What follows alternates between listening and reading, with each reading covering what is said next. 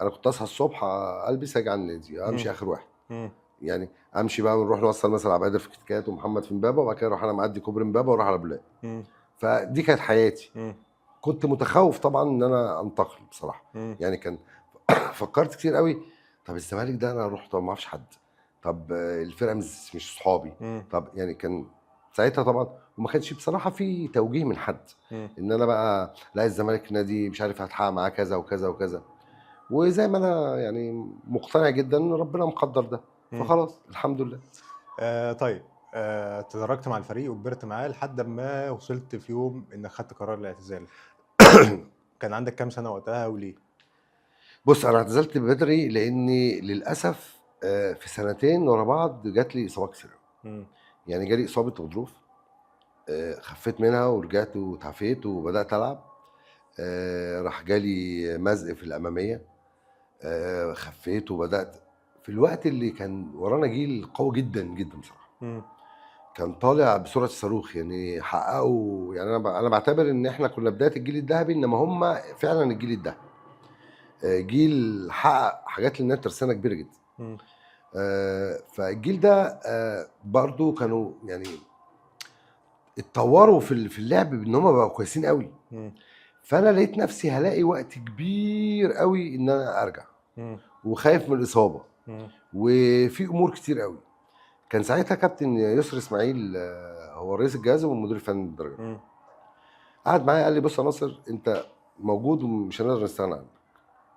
قلت له طيب ممكن يعني اخد يعني زي اعاره سنه، اطلع العب في نادي تاني لغايه ما ارجع لمستوايا.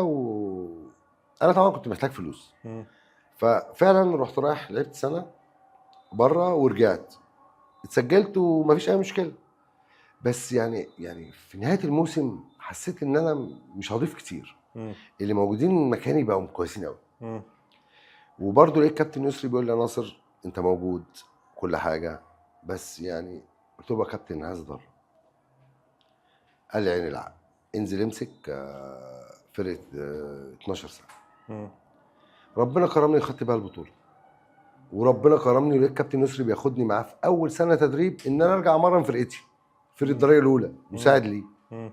وناخد خامس الدوري وثالث الكاس بس في حاجة هنا، أنا هنا عايز أسألك على حاجة، لحظة الصدق مع النفس، إن أنت جيت في لحظة ما قاوحتش، ما قُلتش لأ ده أنا ابن النادي من زمان، أنا لازم ألعب، ما عملتش مشاكل، أنت خدت لا لا قرار إنك حسيت إن أنا بدنيًا خلاص مش مش هاقدر قادر. أرجع تاني، فأخدت قرار إن هو خلاص هو هاقف هو عندي. القصه ان زمان التاهيل من الاصابه ما كانش زي دلوقتي. إمم، فانت كنت بتتاهل كتير قوي وما بترجعش زي الاول. إمم، فطبعا انا كنت حاسس ان المسافه بتبعد.